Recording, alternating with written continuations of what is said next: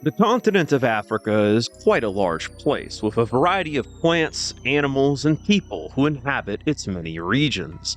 And like all places, Africa is a land of many mysteries, many creatures that go bump in the night, many cryptids waiting to be discovered. And although cryptids like the Mokele-mbembe and the Nandi bear are more well known in cryptozoological circles, I want to cover the lesser known cryptids of Africa. So get yourself comfortable and welcome to Cryptid Corner, the series All Things Cryptids, where today we are going to look into the cryptids of Africa. With the seemingly countless species of unique mammals that call the continent of Africa home, it may come as a surprise that there is only a single type of deer native to Africa in the form of the Barbary stag, a species of red deer found in the forests of the Atlas Range.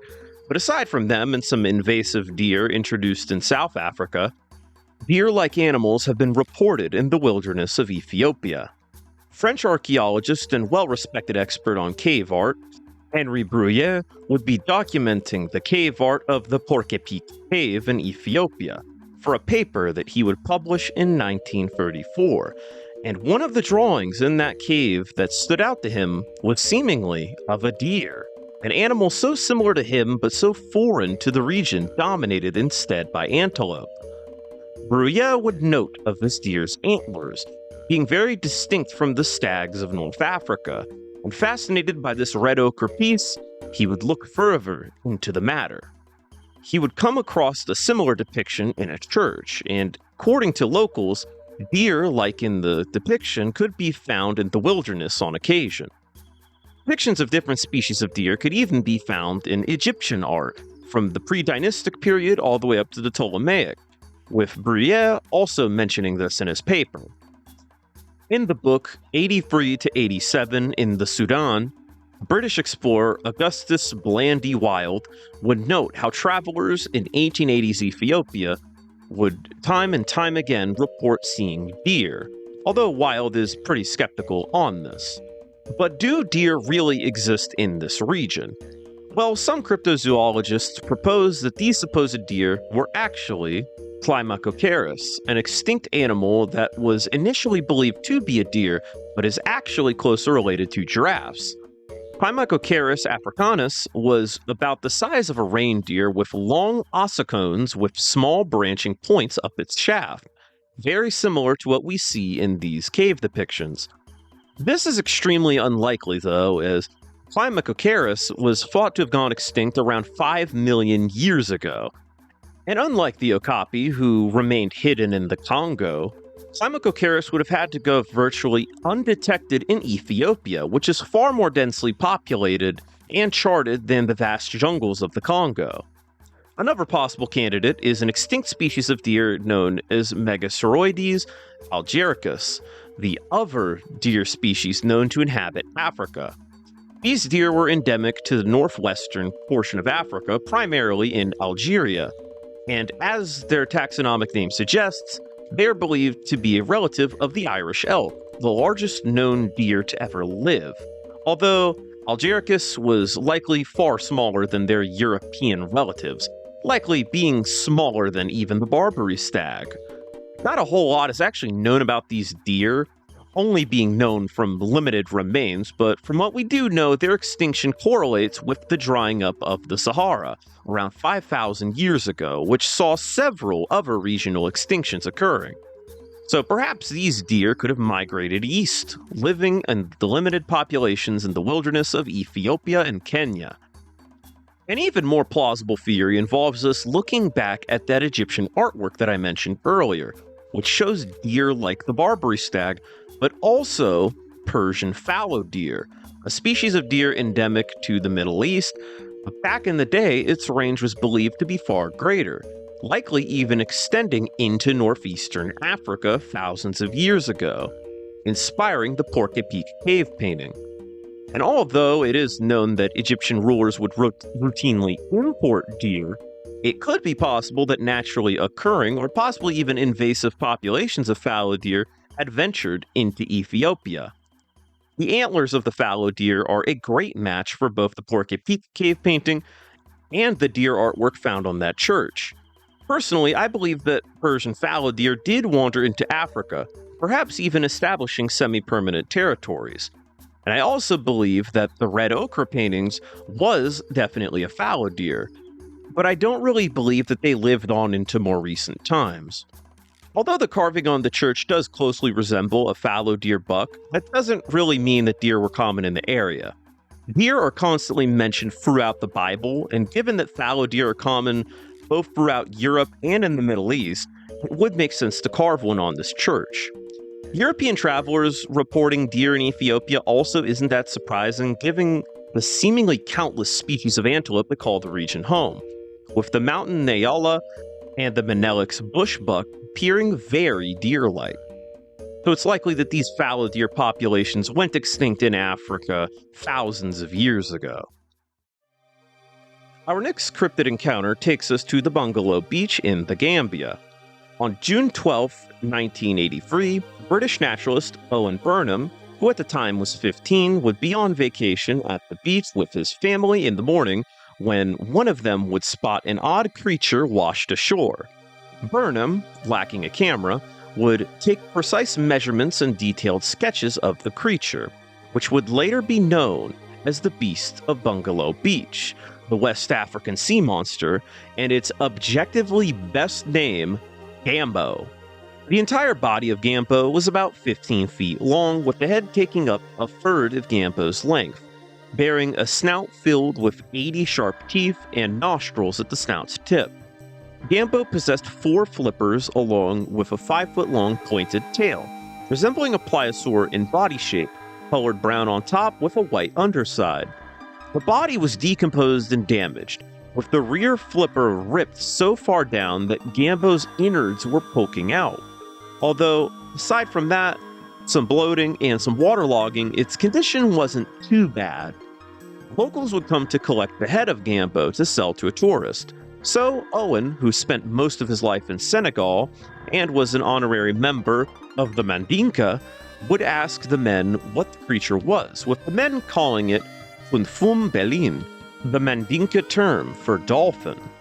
Burnham would try his best to identify the creature, with no living animal seeming to match its description, with the best match that he could find being the Kronosaurus queenslandicus, a plesiosaur from the waters of Australia's early Cretaceous. Burnham would reach out to many people in order to identify the animal, including cryptozoology legend Carl Schuker, who would release what would be his first cryptozoological article in 1986 for the Unknown magazine for their September and October issues. Schuker's coverage would also be where the term Gambo would originate, although according to him, it was actually an unnamed editor for the Fortean Times who dubbed the creature Gambo. Burnham would be recommended several animals that Gambo could have been from several different professionals, but to him, each one was off. One theory was that Gambo was a decaying shepherd's beaked whale, whose blowhole was closed after death. Burnham noted differences in flipper shape, an entire lack of rear flippers, the appearance of a dorsal fin, and a discrepancy in the tail, as even if the tail flukes had fallen off, it would have shown damage. One theorized that Gambo was a manatee, but Burnham obviously dismissed, as manatees looked nothing like how Gambo looked, and to him only the skin was somewhat similar. Some have theorized that Gambo could have been a crocodile, rotting and potentially deformed, and although I personally feel like this is a pretty good theory, Burnham ultimately dismissed it. Dolphins are also dismissed for similar reasons as to the beaked whale. Marine reptiles from the ancient past, like ichthyosaurs and pliosaurs, are some of the best physical matches to Gambo, but one problem with Gambo being a surviving relic from these ancient pasts is the fact that both ichthyosaurs and pliosaur nostrils are located near their eyes, not at the tips of their snouts. As mentioned with the beaked whale, these nostrils likely would have been shut after death, which is worth noting if you do think that Gambo is a prehistoric survivor.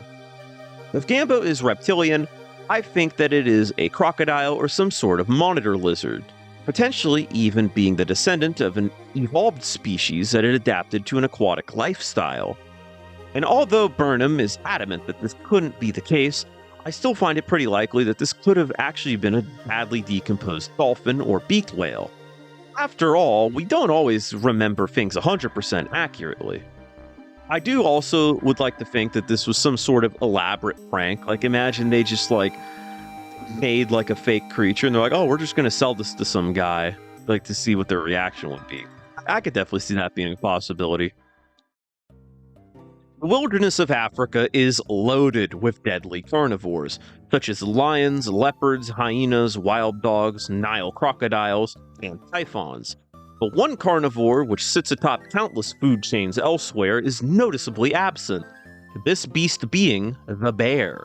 Historically, bears did call Africa home, with polar bear-sized Acropherium africanum calling Africa home until about 2.5 million years ago. And into recent times, a population of brown bears known as the Atlas bears inhabited the Atlas Range of North Africa. But with firearms becoming readily available, these bears would be hunted into extinction by 1870, with Africa being bear-free ever since. Throughout history, bears have been reported in Africa beyond the Atlas Range, such as the Nandi bear of the Kenyan highlands, and a far lesser-known type of bear said to live in Egypt. The 5th century BC writer Herodotus mentions that a species of bear existed in Lower Egypt, although they were said to be a rare sight. Flash forward around 2,000 years later, and a man named Prospero Alpini, a physician from Venice, would mention the presence of small bears in Egypt, describing them as being no larger than a sheep with a whitish coat and a docile nature.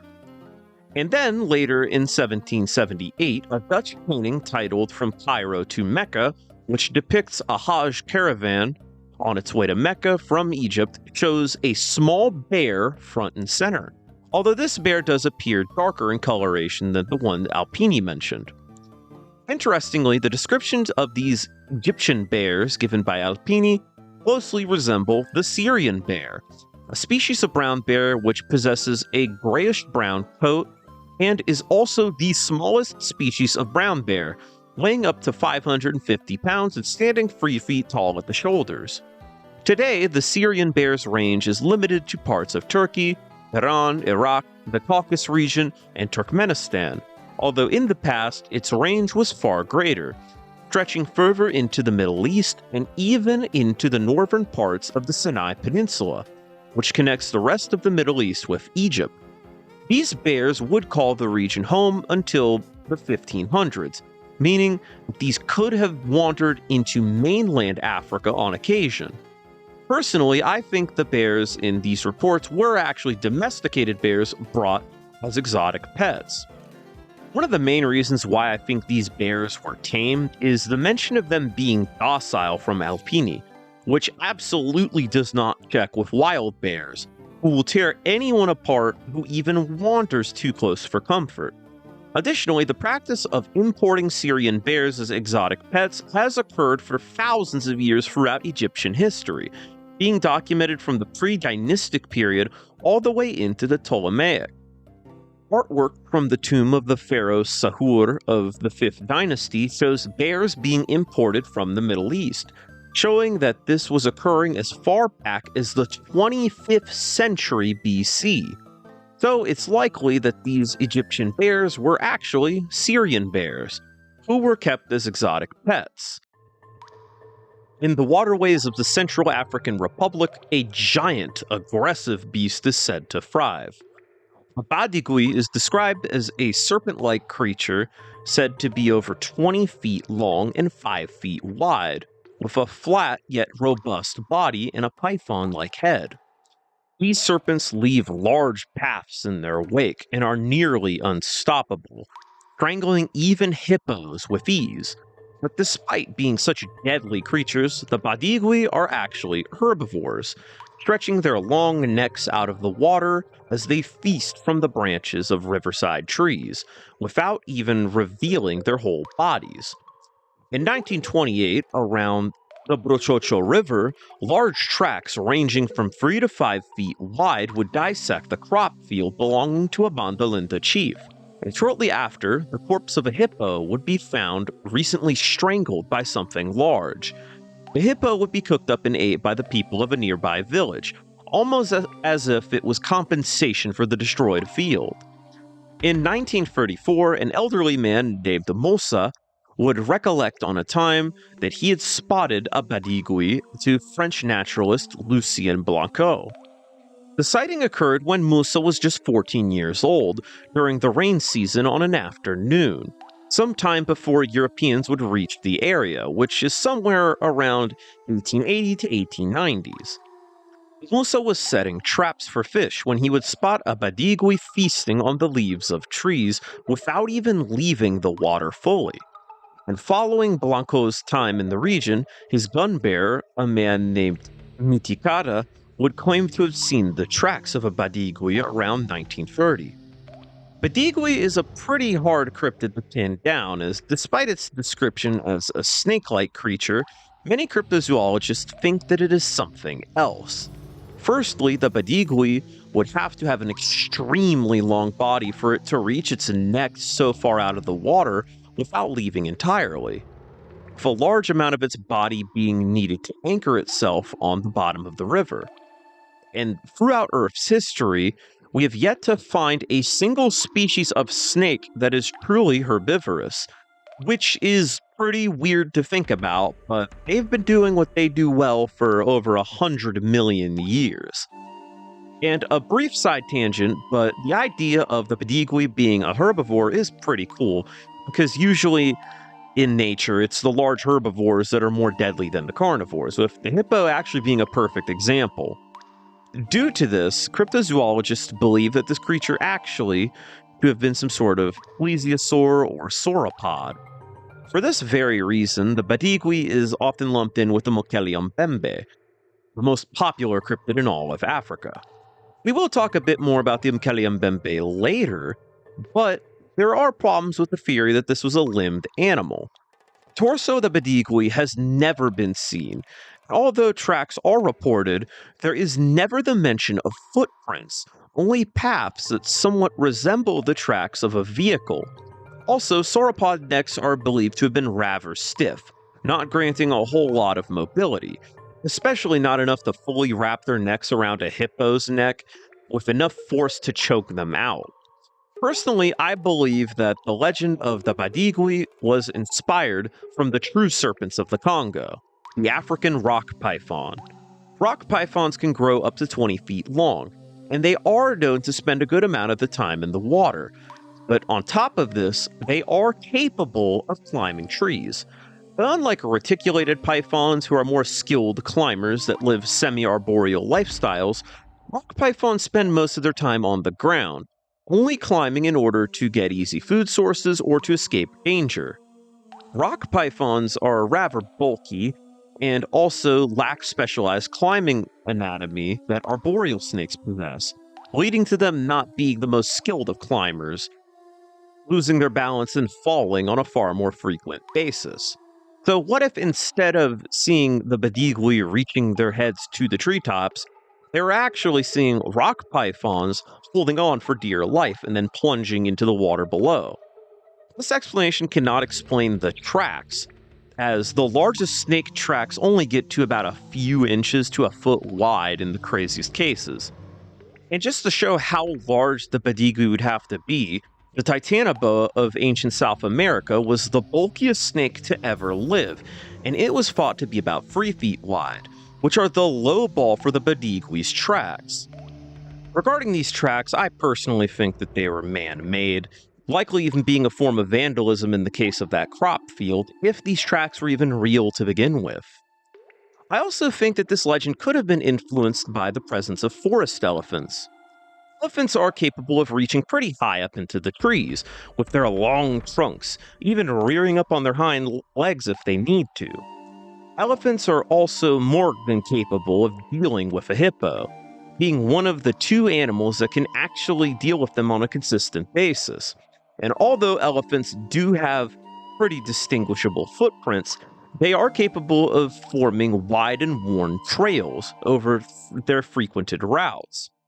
And like pretty much any other herbivore, elephants will most certainly take advantage of the crops that you put so much effort into growing.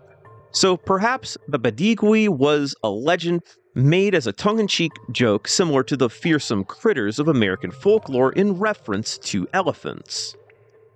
It's a bit of a stretch, I know, but personally I think it's a pretty interesting theory. Just think about it for a bit.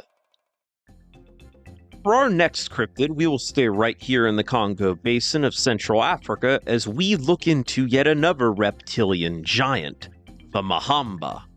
The Mahamba is described by the locals of the region as a crocodile, not too dissimilar to the giant Nile crocs of the region, but far, far larger, estimated to be between 40 to 50 feet long, feasting on whatever creature they come across, man included.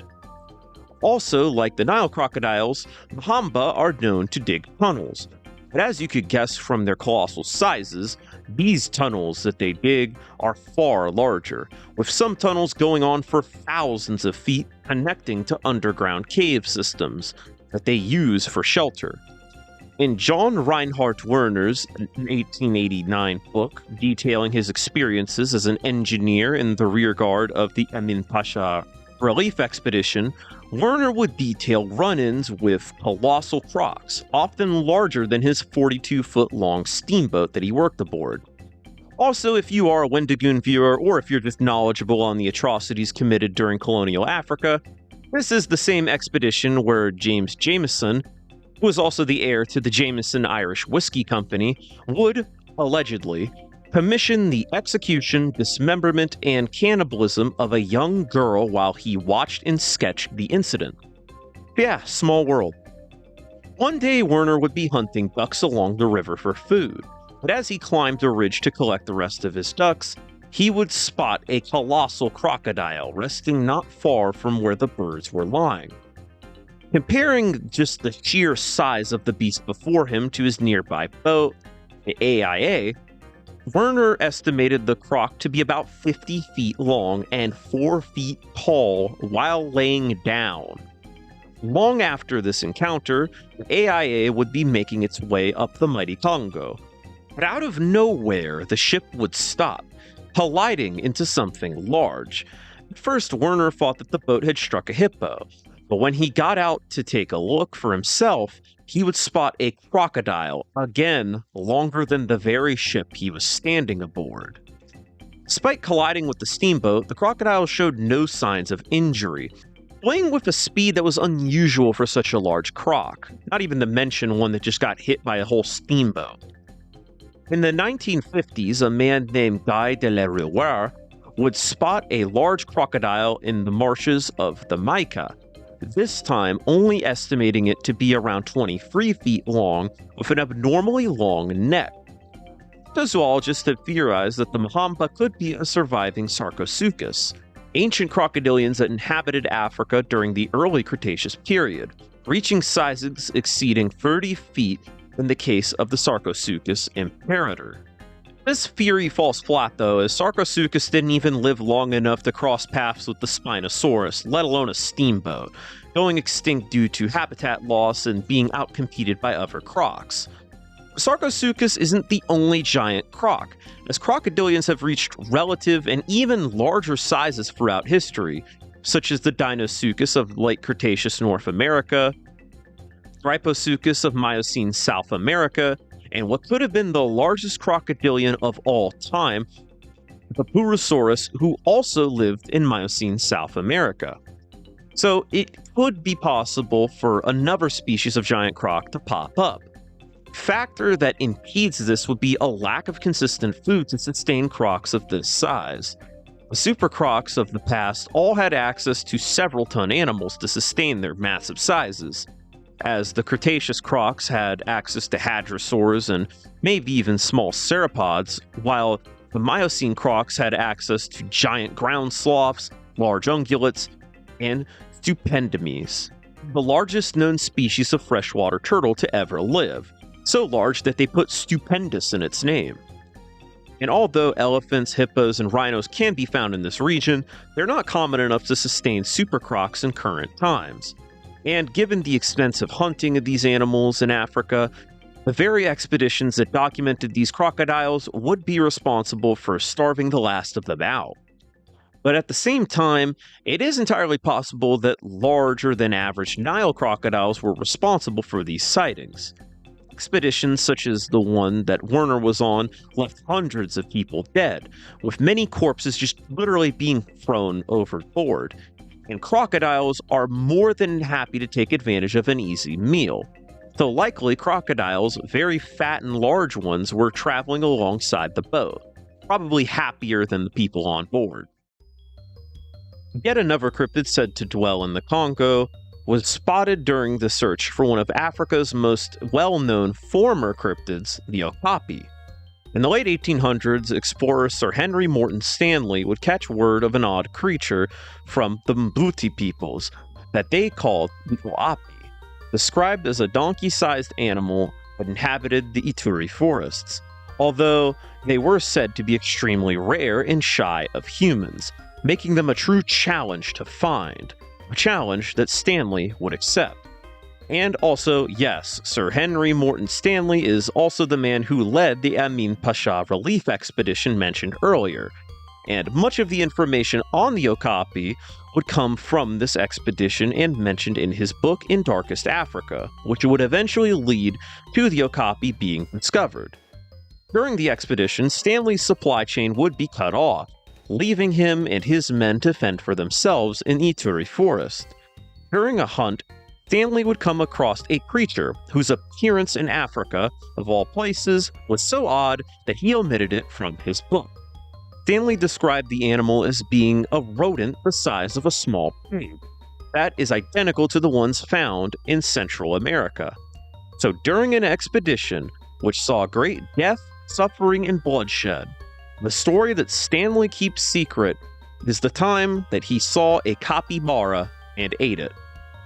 Stanley's reasoning behind not mentioning this at first was the fact that the animal was merely just killed for food and none of it was preserved to prove its existence, which is understandable. He couldn't back up the actual encounter. And although capybaras chilling in the Congo sounds like a treasure worth traveling hundreds of miles through dense jungle to find, many people disagree that the rodent was a capybara, while some disagree that Stanley was referring to another type of rodent entirely, instead believing him to refer to other rodents like pacas or iboti. But given Stanley said that the rodent was about the size of a small pig, I feel like the capybara is still the most solid option. But regarding the creature that Stanley encountered, most people believe it to be a greater cane rat, an extremely large rodent found along the rivers and sugarcane plantations of sub-Saharan Africa. Greater cane rats are among the largest rodents in Africa, growing up to 2 feet long, only counting the body, and weighing up to 20 pounds. And given their significant chonk, they are often hunted as bushmeat and are even farmed for food. Just looking at their round bodies and rounded heads, I could see how someone would think that the cane rat could be some sort of lost capybara relative, with the main differences being the legs, coloration, and presence of a tail, which capybaras did away with to achieve coconut mode. Greater cane rats also look a lot like the agouti. Also, while we're talking about capybaras, I just need to point out that Google's sound sample for a capybara is just one getting startled and jumping into the water. It is entirely unrelated to this sighting or what this rodent could have been. I just had to mention that because I've been thinking about that for a very long time.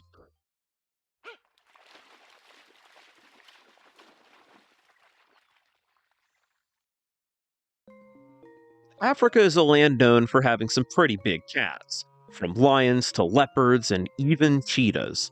And according to cryptozoologists, countless more big cats are said to lurk in the darkest corners of the continent, with the man-eating Mbwa of Tanzania, the spotted lions of Ethiopia, the Abu Sultan of Sudan, the saber-toothed Nandi tiger of Central Africa, and the legendary water lions that are said to inhabit the entire continent. But one incredibly niche big cat cryptid that I want to cover today is the Damasia of the Kenyan highlands. The Damasia is described by the Kikuyu people as a large cat with a dark spotted pelt, similar in appearance to a black leopard, living in the Aberdare Mountains. The Kikyu people are familiar with leopards in both their standard and black morphs, with them insisting that the Damasia is a distinct creature in appearance and size. In the 1920s, a British game warden named G. Hamilton Snowball, who had also encountered the spotted lions of Ethiopia, would claim to have shot a Damasia in the Aberdare Mountains, did not have a pelt of the creature as a form of credible evidence. A similar run-in like this would occur in the 1940s, where yet another Damasia would be killed by a British hunter, but again, no pelt to show for it. Perhaps a distinct morph or even subspecies of leopard had lived on in the Aberdare Highlands of Kenya, but I do have a slightly more interesting and way less plausible theory. Panthera hybrids are extremely rare in nature, with mixed species encounters usually ending with one dead cat. But at the same time, it isn't impossible to occur. So what if the Damasia is a lepon, born from a lioness and a male leopard? This is already an extremely rare occurrence and would not happen often. But let's take this up a notch and say that this was a melanistic lepon. Melanistic jaglions, born from lionesses and melanistic jaguars, actually have been born in captivity. The problem with a melanistic lepon existing is the sheer unlikelihood of it occurring, even if the stars aligned and a lioness and a leopard got it on in the Kenyan wilderness. Melanism is already uncommon in leopards, only occurring in 10% of cases, and unlike jaguars, whose melanism gene is dominant, a leopard's melanistic gene is recessive, and when breeding with lions who show no degrees of melanism, the likelihood of you getting a black lepon is extremely low. This is most likely why black lepons have never been observed in captivity. And given that the Damasia is not just one cat but an entire population of big cats, it would be a statistical, genetic, and big cat relationship miracle for the hybrid theory to be true. So in all likelihood, the Damasia is likely a rare morph of leopard, potentially even being a distinct enough population to count as a subspecies of leopard with a high rate of melanism. The most popular cryptid to emerge from Latin America is none other than the elusive chupacabra, who is also my personal favorite cryptid, attacking cattle in the dead of night and leaving behind only the ravaged remains. And the farmers of South Africa's Eastern Cape know of a very similar monster who hides behind a veil of darkness, known as the Khodumodumo.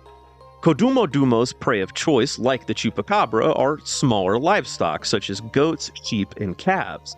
But unlike the chupacabra, who leaves behind the drained husk of its prey, Khodumodumo leaves behind nothing, snatching up its prey and disappearing into the night, even scaling large fences with prey in hand. Also, unlike chupacabras, who have several different descriptions, it is unknown what the Khodumodumo actually looks like, with the only clues to its identity being its circular tracks with 2-inch-long claws and its ability to climb or jump over 6-foot-high fences while carrying its prey. The name Khodumodumo is said to translate to gaping-mouthed bush monster, implying it has a very large mouth and a strong bite. And given it carries prey up with it, it probably does have a pretty strong bite, but then again, with no proper description, nobody can say for sure. And also, it's important to note that the Khodumodumo's name is borrowed from a giant monster from Lesotho legend that is said to swallow up anything and everything in its path.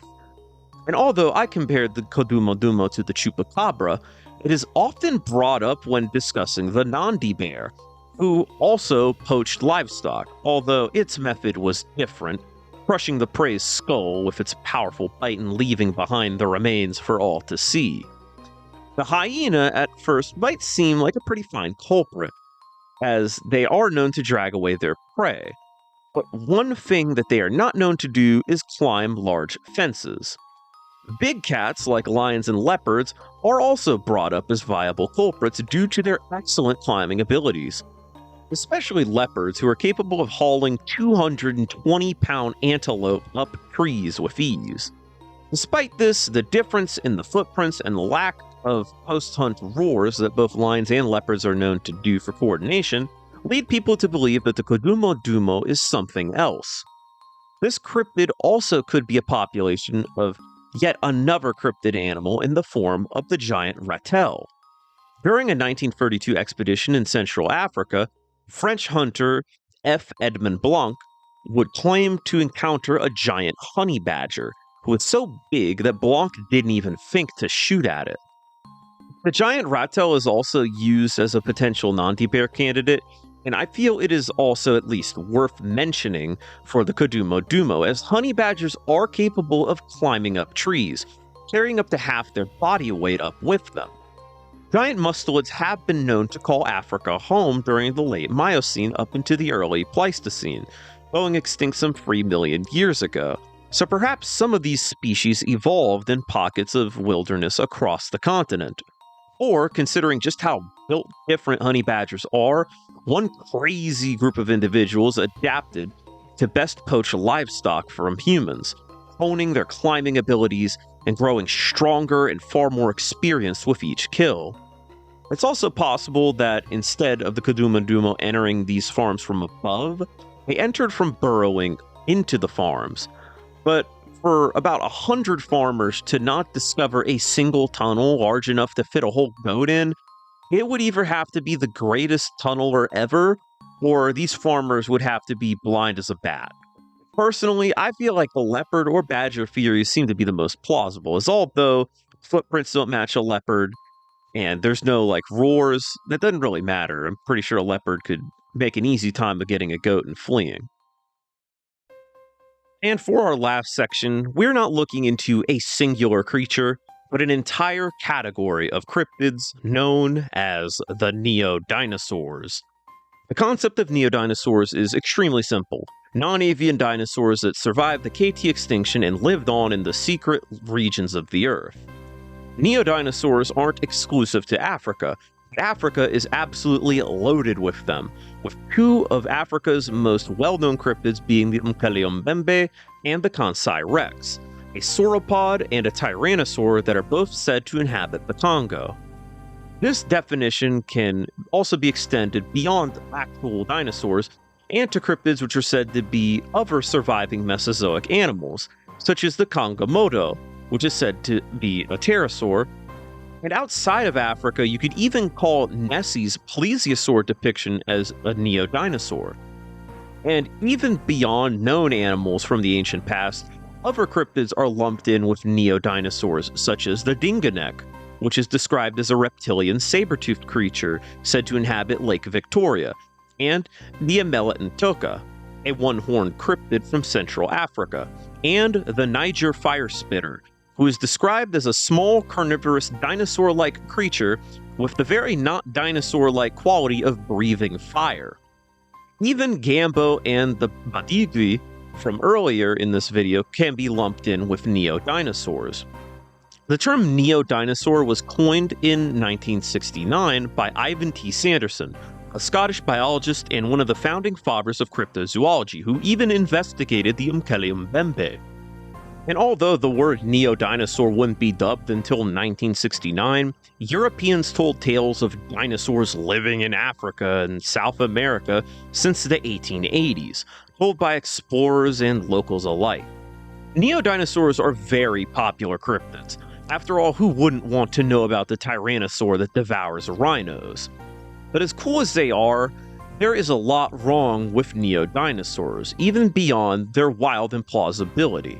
And to better understand neodinosaurs, we must look into the time frame from which neodinosaur accounts were first documented, during the scramble for Africa. This point in history would begin in the 1980s, when Europeans became greatly interested in the resources and mysterious nature of Africa's interior, with countless explorers growing restless at the opportunity to discover something new, something unknown, something that can make you rich. And at the same time, the European public began to grow interested in dinosaurs and paleontology, greatly fueled by an event known as the Bone Wars, which, unlike the scramble for Africa, was just a rivalry, albeit a heated one, between American paleontologist Edward Drinker Cope and Othniel Charles Marsh to see who could discover the most fossils. The concept of life before man, extinction, and evolution were pretty controversial at this point. Darwin's On the Origin of Species and his theory of natural selection were controversial and were far from universally accepted. Great auk, a flightless bird which was once a common sight on the shores of the Atlantic, would vanish within a single lifetime decades prior. And on top of all of this, giant creatures from not hundreds, not thousands, but millions of years ago are now said to have ruled the Earth and vanished before man took his first steps, which contradicts everything that he had known. The beliefs of the time were changing, and they were changing fast, with people trying their best to piece the world together, while others remained ignorant and steadfast in their beliefs. All while this was happening, Europeans were taking their first true steps into a continent they had never known. Perhaps this land had answers to all of these new mysteries. Like they still do today, paleontologists of the past made many mistakes, many incorrect reconstructions, taxonomic assignments, and even incorrect theories regarding the climate of the Mesozoic Earth, with them believing the entire world of the dinosaurs to be one big marshy jungle, biome most foreign to the European mind. Of voyaging inland via boat, the lands that the Europeans saw matched this prehistoric world. Due to this and many ignorances, the land and people around them were deemed as primitive. A land so primitive that perhaps even dinosaurs still crawled about. Europeans even believed that it was their duty to help the people of Africa, to spread technology and the word of God to save the people that they deemed savages of this primitive land. Or at least, that's what they were told. Instead, war, death, and destruction would become commonplace. In reality, the scramble for Africa was nothing more than a land grab. From 1870 to 1914, the European-controlled territories in Africa would flip from 10% to 90%. Heavy topic, I know, and you're probably wondering why I went on a tangent about colonial Africa and aren't just talking about the cool neodinosaurs. But many neodinosaurs are born from the many rifts and tears that were caused by the scramble for Africa. African peoples would often sit at campfires alongside European travelers and tell them many stories. Humorous stories, sad stories, and stories of weird creatures, be it from their religions, their folklore, or even actual encounters. Any explorer in a newly found land who hears of a creature that is even foreign to the locals would quickly become fascinated by a foreign mystery. As you might have guessed, these creatures don't start out as dinosaurs. Instead, they are theorized to be dinosaurs by the explorers, and then are later just labeled as dinosaurs by publications reporting on the stories, because that would sell a lot of papers. And since they're said to be dinosaurs under the late 1800s understanding of dinosaurs, they're often said to resemble outdated reconstructions of dinosaurs. You may have wondered why the Mokele-mbembe is always depicted as swimming around in the water, if it's a sauropod and not a plesiosaur. Well, back then, sauropods were thought to be too heavy to walk on solid land for long periods, requiring water to support their large bodies. Hindsight is 20/20, but now we obviously know that this was not true, although sauropods were capable of swimming and cooling off from time to time. Additionally, sauropods were not fans of dense jungles like the Congo, instead preferring warm savannas, ironically making the Congo one of the last places in Africa you'd want to look for one. And when neodinosaurs aren't just dinofied mythical creatures, there's always just a good chance that they were just outright made up, with added details that they were reported by native tribes to make it seem like they were an established part of the region. Many cryptids in North America are very similar, calling them, like native legends initially to garner a sense of ancientness to it. Neodinosaurs are also peddled by young Earth creationists, who strictly believe that the world was created by God 10,000 years ago, or 6,000 years ago, interpreting the Bible word for word. Young Earth creationists are not a singular unified group, as they all have differing theories regarding the Earth and the nature of dinosaurs, but the groups relevant to this section basically believe that man lives alongside dinosaurs, and that when they rediscover the non-avian dinosaurs, or solid proof that man walked alongside them, it would discredit the institutions of mainstream academia. And they'll often utilize outdated, pseudoscientific, and outright just wrong methods to try to prove their continued existence, along with many fakes. Although the scramble for Africa ended ages ago, young Earth creationists didn't go anywhere, and they have continued to spread their harmful rhetoric to sow distrust for science, and over the years, more and more of them continue to pop up. Now, I want to make this very clear, that this isn't me saying that you can't like Neodinosaurs, or if you're racist if you like Mokele-mbembe, and it is especially not an attack on Christian beliefs. The foundations of science were laid by the faithful to make the world a better place, not by the smug and ignorant to act like they know it all to win a Discord debate. And scientists aren't perfect. There will always be mistakes, no matter how big or how small. When you look into something, you can't just ignore the whole picture, even if that something is a little sauropod fighting hippos in the jungle. Neodinosaurs in particular are an interesting part of cryptozoology, at least to me. Not just because I'm deeply interested in prehistoric creatures and think it would be awesome if they lived on in some corner of the world, but they also remind me of the dangers of pseudosciences. Cryptozoology itself is a pseudoscience, as it is the study of unrecognized animals, but I'd argue that cryptozoology is mostly a good thing because it serves more of a companion piece to mainstream academia and not as a replacement or a debunking of it, while also encouraging people to learn more about biology, nature, history, and other cultures. If a yellow frog is said to exist in the Amazon and a cryptozoologist talks about it, that doesn't change the way that biology works. And if a biologist hears about this, goes out to the Amazon and finds that frog, then that cryptozoologist ultimately did a good thing, leading to the recognition of a new species of frog. And even when a cryptid isn't plausible, discussing it still can be worthwhile. If not just for the fun of it all, it can also serve as a good peek into a region's culture, folklore, and environment. But other pseudosciences, like young Earth creationism, only serve to tear down, debunk, and sway the masses away from actual education, claiming that they have all the answers, and that scientists and educators only exist to lie. The young Earth creationists aren't afraid to hijack cryptozoology for their own means, claiming that the elite don't want you to know about neodinosaurs in the Congo because it would change the way that you think about the world.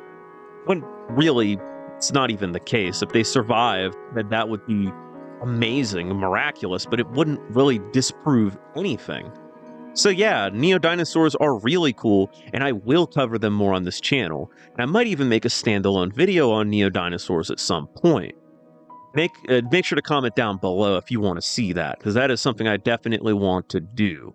Maybe a more revised version of this little rant I went on. And that's going to do it for the cryptids of Africa. And damn, this video took a pretty long time to make. And it's been so long. I haven't made a video since last year, you know? But no, this was a very interesting video to do. I had this one on the back burner for quite a while, because finding the right assortment of African cryptids that don't have too much on them to count as their own video, but like just enough for one of the bigger videos like this, took a while, but I think we got a pretty big assortment here. You know, there are more Congo cryptids, but I mean, hey, the Congo is a pretty big place, so there's likely to be a lot of undiscovered animals there. Yeah, this video took a pretty long time to make, but ultimately, yeah, I'll probably put out a shorter video after this comes out. It should be coming out on Monday. It might come out on Thursday. Nah, it should be out on Monday. We'll see. We'll see. But again, thank you for your patience. This video took a very long time to make, to cook up. And I also hope that Neodinosaur segment didn't come off as preachy. I kind of cooked that one up in one big go. And I did revise it and all, but It definitely wanted to talk about neodinosaurs because it's just such a cool and interesting aspect of cryptozoology. But since cryptozoology is a pseudoscience, and many pseudosciences are inherently destructive, I did want to talk about them. It's a very interesting topic that does warrant its own standalone video at some point. Because ultimately, I think cryptozoology is a very good thing. I wouldn't be on here talking about it for almost 100 episodes of Cryptid Corner if I didn't think that cryptozoology was a really cool thing. But the really cool thing here are you viewers. You guys are awesome. You guys waited for this video for quite a while, and I'd like to thank you for watching the content and subscribing to the channel and all of that. But ultimately, I think I'm going to wrap this up. This video's gone on for far long enough. I'd like to thank you once more for watching. If you like this video, make sure to leave a like.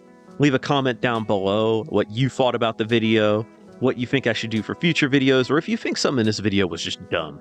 If you thought it was just comment that this was dumb. Okay, whatever. Just explain yourself. And if you're on mobile, make sure to hype the video.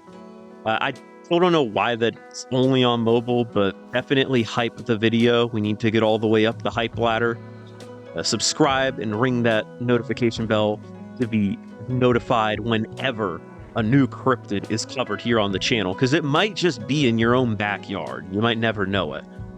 And of course, if you want to become a member for just $3 a month, you gain early access to videos, priority recommendations, and of course, you are a real one. But if you made it this far in the video, especially this video, you are a real one regardless.